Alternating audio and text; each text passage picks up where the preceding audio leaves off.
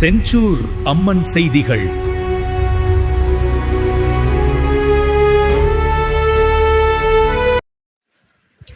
வணக்கம்.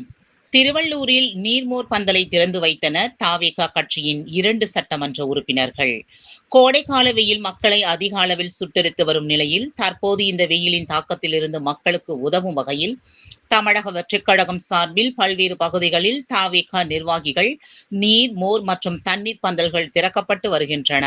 அதில் ஒரு பகுதியாக திருவள்ளூர் ஒருங்கிணைந்த நீதிமன்றம் நுழைவு வாயில் அருகே தமிழக வெற்றிக் கழகம் திருவள்ளூர் தெற்கு மாவட்ட நகர வழக்கறிஞர் அணி பிரியங்கா ஏற்பாட்டில் நீர், மோர் பந்தல் சிறப்பு நிகழ்ச்சி நடைபெற்றது.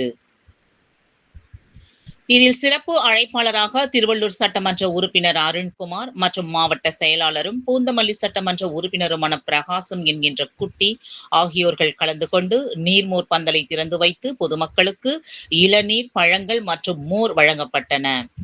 பின்னர் இந்நிகழ்ச்சிக்கு வருகை தந்த 2 சட்டமன்ற உறுப்பினர்களுக்கு மாலை அணிவித்தும் சால்வை அணிவித்தும் உற்சாக வரவேற்பு அளிக்கப்பட்டன. இந்நிகழ்ச்சியில் தாவேகா கட்சி நிர்வாகிகள் மற்றும் 100க்கும் மேற்பட்ட வழக்கறிஞர்கள் கலந்து கொண்டனர்.